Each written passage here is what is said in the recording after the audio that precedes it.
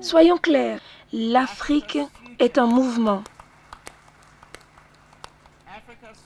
L'avenir de l'Afrique est certain parce que les Africains ont décidé de prendre en main leur propre avenir.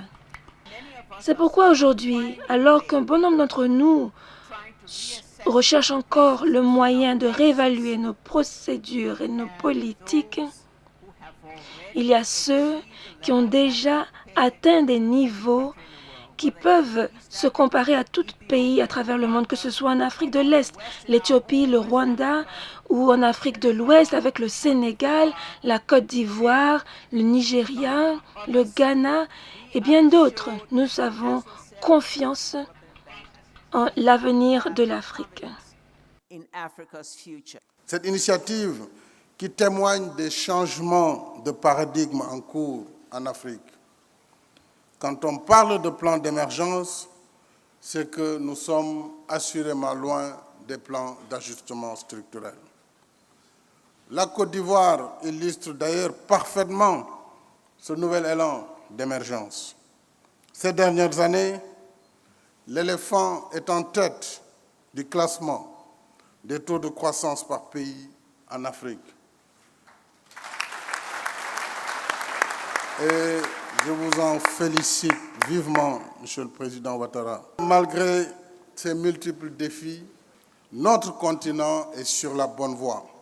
Le défi, c'est de rendre irréversible cette dynamique positive.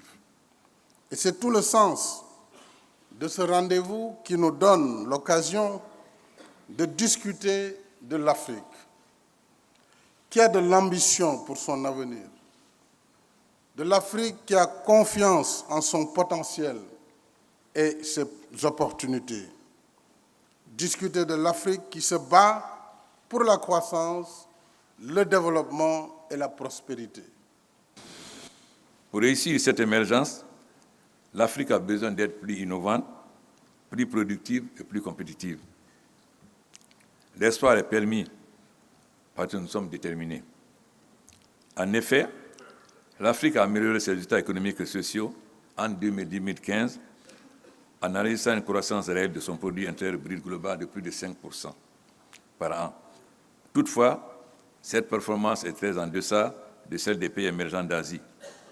Elle ne s'est pas encore traduite par une transformation structurelle des économies africaines qui, presque dans leur totalité, restent des producteurs exportateurs de matières premières et de produits de base qui ne contiennent qu'une faible part de la valeur ajoutée des chaînes de valeur dans le monde.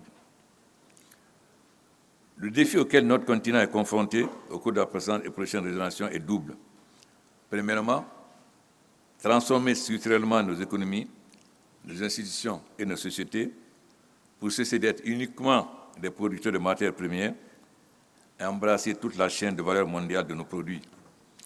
Deuxièmement, relever fortement les investissements pour réaliser une croissance économique réelle à 2 chiffres, au moins au niveau des performances que l'Asie du Sud-Est émergente a enregistrées au cours des dernières générations, et hisser la part de notre continent africain dans le PIB mondial de 3% en 2016 à près de 20% en 2050.